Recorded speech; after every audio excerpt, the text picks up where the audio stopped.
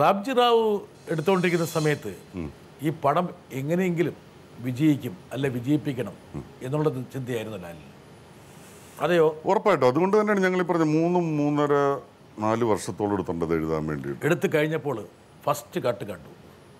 എടുത്തു കഴിഞ്ഞ് ഈ പടത്തിൻ്റെ പറഞ്ഞാൽ ഒരുപാട് പേര് കുഴപ്പമാവും. വേണ്ട, അല്ലല്ല, പ്രശ്നങ്ങളുണ്ട്. എന്തിനാ ഒരാൾ വെറുതെ ഇരിക്കുന്ന ആളുകളൊക്കെ വേദനിപ്പിക്കുന്നത്? അല്ല, ഈ പടം കണ്ടിട്ട് പേര് പറയേണ്ടത് അല്ല, ആരല്ല.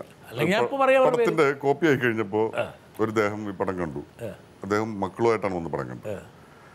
കണ്ടു കഴിഞ്ഞിട്ട് ഫസ്സാനെ വിളിച്ചിട്ട് പറഞ്ഞു, എൻ്റെ മക്കള് പടം കണ്ടിട്ട് എവിടെയും ചിരിച്ചില്ല. പിന്നെ ഒരു 20 മിനിറ്റ് ഈ പടത്തിൽ നിന്ന് കുറച്ച് കഴിഞ്ഞാൽ ഈ പടം ഒരാഴ്ച ഓടിക്കാം, ഒരാഴ്ച കഷ്ടി ഓടും എന്നുള്ള അഭിപ്രായം പറഞ്ഞു. അപ്പം അതൊന്ന് ഫസ്സാർ വന്ന് നമ്മുടെ അടുത്ത് പറഞ്ഞു, ഇങ്ങനെ പറയുന്നു, എന്താണ്?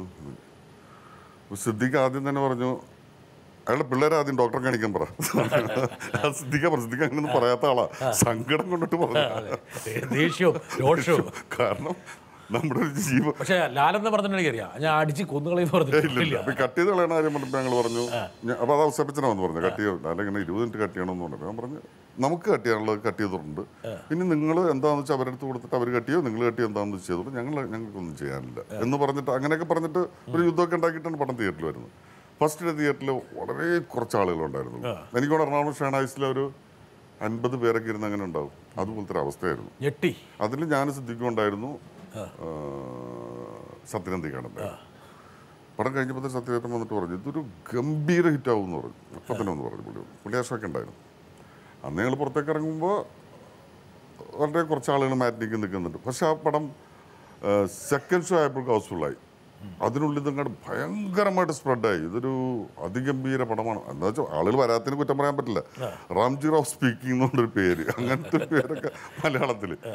നടൻ സായി കുമാർ എന്ന് പറഞ്ഞ ആരോ, രേഖ എന്ന് പറഞ്ഞ നടി, KS ബാലകൃഷ്ണൻ എന്ന് പറഞ്ഞൊരു മ്യൂസിക് ഡയറക്ടർ, സിദ്ദിഖ് ലാൽ എന്ന് പറയുന്ന ഒരു ഡയറക്ടർ, ഇങ്ങനെ ഒരു വിധത്തിൽ കാണാൻ തോന്നിപ്പിക്കുന്ന ഒരു ഘടകം അതിനകത്ത് ഉണ്ടായിരുന്നില്ല.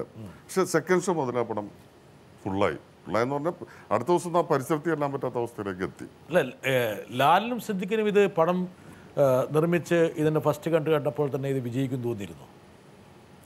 അതെയോ ഇവരൊക്കെ ഇങ്ങനെ നെഗറ്റീവായി പറഞ്ഞപ്പോൾ? പേടിയുണ്ട്, ഉറപ്പായിട്ടും പേടിയുണ്ടായിരുന്നു. ഇപ്പം എനിക്ക് കൃത്യമായിട്ട് ഓർക്കാൻ പറ്റുന്നില്ല. സത്യസന്ധമായിട്ട് പറയണമെങ്കിൽ അത് പേടിയുണ്ടായിരുന്നിരിക്കണം. പടം നന്നായിട്ടുണ്ട് എന്നൊക്കെ തന്നെ നമ്മൾ വിശ്വസിച്ചിരുന്നു. ജീവിതത്തിൽ ഏറ്റവും പ്രതിസന്ധി ഘട്ടമായിരിക്കും അത്. എന്താ കാരണം വെച്ചാൽ ഇതിറങ്ങാൻ പോകുന്നു, ഇത് പൊളിഞ്ഞാലുണ്ടാകുന്ന അവസ്ഥ. അതെ അതെ അതെ. അല്ല, ഒരു സംവിധായകനെ സംബന്ധിച്ചിടത്തോളം ആദ്യത്തെ പടം ഭയങ്കര പ്രശ്നമാണ്. ആദ്യത്തെ പടം കിട്ടാൻ വലിയ ബുദ്ധിമുട്ടൊന്നുമില്ല. പ്രത്യേകിച്ച് ഇപ്പോൾ ഞാൻ എൻ്റെ അടുത്ത് കഥ പറഞ്ഞു വരുന്ന മിക്കവാറും സംവിധായകത്ത് പറയുന്നത്, പുതിയ സംവിധായകത്ത് പറയുന്നത്, ആദ്യത്തെ പടം വിശ്വസിച്ചാണ് കൊടുക്കും ആരെങ്കിലുമൊക്കെ, എവിടെ നിന്നെങ്കിലുമൊക്കെ ആരെങ്കിലും കാശ് കൊണ്ടുവന്ന് തലവെച്ചോളൂ. പക്ഷെ ഒരു പടം പൊട്ടിച്ചു കഴിഞ്ഞാൽ പിന്നെ രണ്ടാമത്തെ പടം കിട്ടാൻ അവനൊരു ചോദ്യം, ഇതിനു പടം ചെയ്തിട്ടുണ്ടോ എന്ന് ചോദിക്കുമ്പോൾ പറയാനൊരു മറുപടി ഉണ്ട്, ഇന്ന പടമാണ്. അപ്പോൾ ഒരു ഓടും, മനസ്സിലായി, ആ പടം കണ്ടിട്ട്. അപ്പോൾ ഈ ആദ്യത്തെ പടമാണ് എല്ലാം തീരുമാനിക്കുന്നത്. അപ്പം അങ്ങനെ ഒരു പേടി തീർച്ചയായിട്ടും ഉണ്ടായിരിക്കും. കാരണം നമ്മുടെ ജീവിതത്തിൽ വേറെ ആളായിട്ട് അങ്ങനെ മാറാൻ പോകുമല്ലേ. അപ്പോൾ ആ സമയത്ത് ഭയങ്കരമായിട്ട് നമ്മൾ പ്രതീക്ഷിച്ചിട്ടും ആഗ്രഹിച്ചിട്ടും ഒക്കെ ഉണ്ടാകും, പേടിച്ചിട്ടുണ്ട്. ഭാര്യ എല്ലാ കാര്യങ്ങളും ബ്രീഫ് ചെയ്യുന്ന ഒരാളല്ലേ ലാല്? മിക്കവാറും അങ്ങനെ ഒരു സാമർത്ഥ്യം ലാല് കാണിക്കാറുണ്ടെന്ന് പറഞ്ഞു. അവൻ മഹാകളനാണ്, അവൻ എല്ലാ കാര്യം ഭാര്യ എടുത്ത് പറയും. അപ്പോൾ ഭാര്യ വിചാരിക്കണമ്പോൾ ഭയങ്കര പാവാന്ന് വിചാരിക്കും. ലാലിൻ്റെ ഫ്രണ്ടാ പറഞ്ഞത്, പറയണ പേര് പറയും. ആരുടെ ഇത് നമുക്ക് ഒരു ഫ്രണ്ടല്ല, എല്ലാവരും പറയും. കാരണം വെച്ചാൽ എല്ലാവർക്കും അറിയാം. ഇവർക്ക് പല രഹസ്യങ്ങളൊക്കെ ഒന്ന് എൻ്റെ അടുത്ത് പറയും. ഞാനത് വീട്ടിൽ അന്ന് തന്നെ പറഞ്ഞിട്ടുണ്ടാവും, ഞാനത് പറഞ്ഞു എന്ന് പറയുകയും ചെയ്യും. പിന്നെ ചിലർ വന്നിട്ട് എൻ്റെ അടുത്ത് പറയും, വേറൊരാളത്തും പറയരുത് കേട്ടോ എന്ന് പറഞ്ഞാൽ ഞാൻ പറയും, ഞാൻ ഇത് വീട്ടിൽ ഡിസ്കസ് ചെയ്യും കേട്ടോ വൈഫായിട്ട്. ഓ, അത് വേണ്ട, എന്നാൽ പിന്നെ എൻ്റെ അടുത്ത് പറയണ്ട. അത് പറയാറുണ്ട്. മിക്കവാറും കാര്യങ്ങൾ ഞാൻ പറയും. കാരണം നമുക്ക് സ്വസ്ഥതയല്ലേ വേണ്ട, എല്ലാം ഓപ്പൺ ആണെങ്കിലും ഒന്നും പേടിക്കേണ്ട കാര്യം വീട്ടിൽ. ഒരു പക്ഷേ ലാലിൻ്റെ അപ്പൻ നൽകിയിട്ടുള്ള ഒരു സ്വാതന്ത്ര്യമായിരിക്കാം വേണമെങ്കിൽ ലാലിപ്പം കാണിക്കുന്നു. അല്ല, എനിക്ക് ഭയങ്കരമായിട്ടുള്ള സ്വാതന്ത്ര്യം, എനിക്കും സിദ്ദിഖിനും ഒക്കെ കേട്ടോ. അന്ന് രാത്രി എവിടെ പോയിരുന്നു, സെക്കൻഡ് ഷോ കഴിഞ്ഞ് വെളുപ്പാങ്കാലത്ത് 3 മണിക്കാണോ 4 മണിക്കാണോ ഒന്ന് കയറിയിരിക്കുന്നു, ഒന്നും അന്വേഷിക്കാറില്ല. അന്വേഷിക്കാത്തതിൻ്റെ ഒരു കാരണം ഉണ്ടായിരുന്നു, അവർക്ക് ഞങ്ങളെ ഭയങ്കര വിശ്വാസമായിരുന്നു. ഇവരൊരു കുഴപ്പം ഉണ്ടാക്കില്ല, ഇവർ നല്ല പിള്ളേരാണെന്ന് പറഞ്ഞൊരു വിശ്വാസം ഉണ്ടായിരുന്നു. അവർക്ക് ആ വിശ്വാസം ഉണ്ടായിരുന്നു. നമുക്ക് ശരിക്കും ബാധ്യതയായിരുന്നു അത് തകർക്കരുതെന്ന് പറയുന്ന. അപ്പം നല്ല സർഗാത്മകതയുള്ള ഒരു കലാകാരൻ കൂടിയായിരുന്നു. തീർച്ചയായിട്ടും. പാട്ട്, ആഘോഷം, അതെ അതെ, ഉല്ലാസം, അല്പം സ്മോളൊക്കെ അടിച്ച്. പിന്നെ അല്പമല്ല നന്നായിട്ട് അടിക്കും. എൻ്റെ ഫാദർ ഹോസ്പിറ്റലിൽ സീരിയസ് ആയിട്ട് മരിക്കുന്നതിന് ഒരു 3-4 ദിവസം മുമ്പ് ഓക്സിജനും കാര്യങ്ങളൊക്കെ കൊടുത്തിട്ടിരിക്കുന്ന സമയത്ത് ബ്ലഡൊക്കെ വൊമിറ്റ് ചെയ്ത ആ സ്റ്റേജിൽ ഞാൻ ഹോസ്പിറ്റലിൽ ചെല്ലുമ്പോൾ ഞാൻ കാണുന്നത് സലീം കുമാറും എൻ്റെ ഫാദറും കൂടി ഇരുന്നിട്ട് ഈ ഓക്സിജൻ്റെ ഇത് വെച്ചിട്ടുണ്ട്, അതൊരു ടച്ചിങ്സ് പോലെയാണ് ഉപയോഗിക്കുന്നത്. ഇങ്ങനെ എടുത്തിട്ട് അടിച്ചിട്ട് തിരിച്ചു വെക്കും. ഈ ഒരു വിഷ്വൽ കണ്ടാണ് ഞാൻ അവിടെ ചെല്ലുന്നത്. അപ്പോൾ അങ്ങനത്തെ ആളായിരുന്നു. അങ്ങനെ സലീം കുമാറിന്റെ വക സംഭാവന. സലീം കുമാറിൻ്റെ വശം സലീം കുമാറാണോ പൈൻറ്റ് പിടിച്ചിട്ട് പോയത്? പുള്ളി നമ്മൾ പഠിച്ചിട്ട് പോയിരിക്കുന്നത്. പക്ഷെ അതൊക്കെ പുള്ളിയുടെ ഏറ്റവും വലിയ ഫ്രണ്ട്സ് ആയിരുന്നു സലീം കുമാർ, ഹരിശ്രീ അശോകനൊക്കെ. അവരൊക്കെ വീട്ടിൽ വന്നു കഴിഞ്ഞാൽ ഞാനായിട്ട് സംസാരിക്കാൻ എനിക്ക് കിട്ടില്ല. അപ്പിച്ചപ്പോൾ തന്നെ വിളിക്കും, ഓരോത്തേക്ക് പോകും. അവരോട് ആഘോഷങ്ങളും കാര്യങ്ങളൊക്കെ. പക്ഷെ അതൊക്കെ എനിക്ക് ഇപ്പോഴും അത് സന്തോഷമുള്ളതായിരുന്നു, മറക്കാനാകാത്തതാണ്. പിന്നെ നല്ല കാര്യങ്ങൾ തന്നെ. അപ്പൻ്റെ ആ സാന്നിധ്യം ഇല്ലാതെ വന്നപ്പോൾ ഉണ്ടായ ലാലിൻ്റെ ഒരു അവസ്ഥ എന്താണ്? ഇത്രയും വലിയ അത് ഇപ്പോൾ എന്താ പറയുക, ഒരു ഭയങ്കര ധൈര്യമായിരുന്നു. ഇപ്പോൾ എപ്പോഴും നമ്മൾ വീട്ടിൽ പറയാറുണ്ട്, ഇപ്പോൾ ഫാദർ മരിക്കുന്ന സമയത്തൊക്കെ 80 വയസ്സെടുത്തുണ്ട്. അങ്ങനെ ഒരാൾ എന്ന് പറഞ്ഞാൽ ഒരു വലിയ എന്താ പറയുക, ഒരു പ്രശ്നം വന്നു കഴിഞ്ഞാൽ നേരിടാനോ ഒന്നും പറ്റുന്ന ആളല്ല ആരോഗ്യപരമായിട്ട്. പക്ഷേ ആ ഫാദർ പോയതിന് ശേഷമാണ് ആ ഒരു നഷ്ടം നമുക്ക് ഫീൽ ചെയ്യുന്നത്. ഭയങ്കര ആ സുരക്ഷിതത്വം നമുക്ക് ഭയങ്കരമായിട്ട് നഷ്ടപ്പെട്ടതായിട്ട് ഫീൽ ചെയ്യും. മറ്റേത് നമുക്ക് ഒരാളുണ്ട് എന്ന് പറയുന്നൊരു തോന്നലുണ്ടായിരുന്നു. എന്തിനൊരു സൊല്യൂഷൻ ഉണ്ട്. അതെ അതെ, അതുണ്ട് തീർച്ചയായിട്ടും. അത് മൂപ്പർ അനുഭവത്തിൽ നിന്ന് ആർജിച്ച സൊല്യൂഷനാണ്. ആയിരിക്കും. അല്ലെങ്കിൽ പ്രോഗ്രാംസും കാര്യങ്ങളും നാടകങ്ങളും ഒക്കെ ആയിട്ടൊക്കെ ഒരുപാട് കറങ്ങി നടന്നിട്ടുള്ളതാണ്. ദാസ് യേശുദാസിൻ്റെ ആദ്യത്തെ ഗാനമേള ട്രിപ്പ് തുടങ്ങുന്ന എൻ്റെ ഫാദറും എൻ്റെ കൊച്ചാപ്പനും കൂടിയിട്ട്. എൻ്റെ ഫാദർ തബലിസ്റ്റായിരുന്നു. രണ്ടടിച്ച് കഴിയുമ്പോൾ ഫാദർ പാടുന്ന പാട്ടേതാ? പുള്ളി ഒരുപാട് പാട്ടുകൾ പാടും. അങ്ങനെ പ്രത്യേകിച്ച് പാടും. പുള്ളിയുടെ ഏറ്റവും വലിയ പ്രത്യേകത നല്ലത് കണ്ടു കഴിഞ്ഞാൽ കരയുക എന്ന് പറയുന്നൊരു സ്വഭാവം ഉണ്ടായിരുന്നു. അപ്പോൾ നല്ലൊരു പാട്ട് ടി വിയിൽ കണ്ടാൽ, നല്ലൊരു തമാശ കേട്ടാൽ, നല്ലൊരു സീൻ കണ്ടാൽ, അല്ലെങ്കിൽ ഒരു എന്താ പറയുക, എന്ത് നല്ലത് കണ്ടാലും ഭയങ്കരമായിട്ട് കരയും. കരഞ്ഞിട്ട് ചീത്ത പറയുക. ഇത് കൃത്യമായിട്ട് ലാലിന് കിട്ടിയിട്ടുണ്ട്. ഞാൻ ഉപയോഗിച്ചിട്ടുണ്ടത്. അത് എൻ്റെ സ്വഭാവത്തിലുണ്ടത്. എനിക്ക് ഭയങ്കര പ്രശ്നമാണ്. എനിക്ക് ഈ റിയാലിറ്റി ഷോ എന്നൊക്കെ പറഞ്ഞിട്ട് ചില കുട്ടികളൊക്കെ ഒന്ന് പറഞ്ഞു കണ്ടു കഴിഞ്ഞാൽ എൻ്റെ മക്കളെ കൂടി കളിയാക്കി കൊല്ലും. അപ്പം എനിക്ക് കരച്ചിട്ട് വരും. എനിക്ക് കണ്ട് ലാലിപ്പോൾ ചിരിക്കുമ്പോഴും ലാലിൻ്റെ കണ്ണിൽ കൂടി വെള്ളം വരും.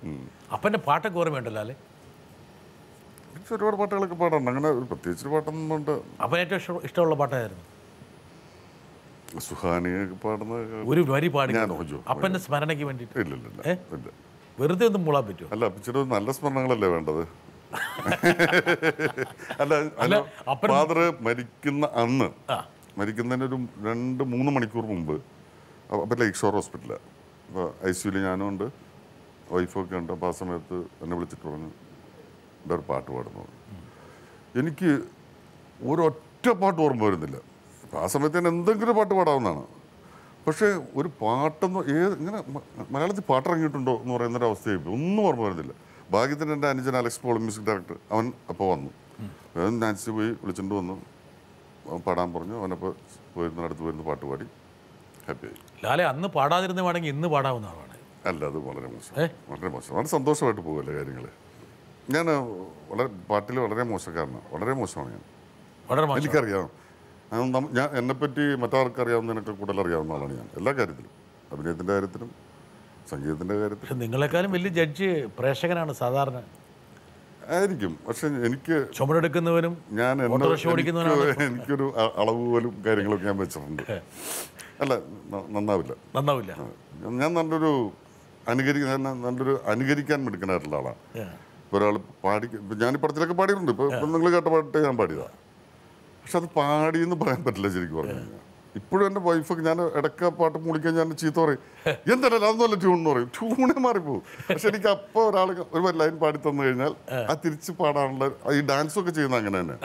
ഒരു ഇപ്പം വെറുതെ നമുക്ക് ഡാൻസ് മ്യൂസിക് ഒക്കെ എനിക്കൊന്നും ചെയ്യാൻ പറ്റില്ല. പക്ഷെ മാസ്റ്റർ ചെയ്യുമ്പോൾ ഞാനത് നോക്കി നിന്നിട്ട് അവരുടെ എക്സ്പ്രഷൻ, ചില കാര്യങ്ങൾ മൊത്തം നോക്കിയിട്ട് ഞാൻ നന്നായിട്ട് ഡാൻസ് ചെയ്യാറുണ്ട്. ഗംഭീരമായിട്ട് ചെയ്തു ഒരുപാട് പേര് പറഞ്ഞു. പിന്നീട് ഒരിക്കലും ചെയ്യാൻ പറ്റില്ല. ഒരു നിരീക്ഷണ പാഠവും ഒരുപക്ഷെ ഒരു മിമിക്രിക്കാരൻ്റെ ഒരു അവിടെ വർക്ക് ചെയ്യുന്നുണ്ട്. ഉറപ്പായിട്ട് കിട്ടും.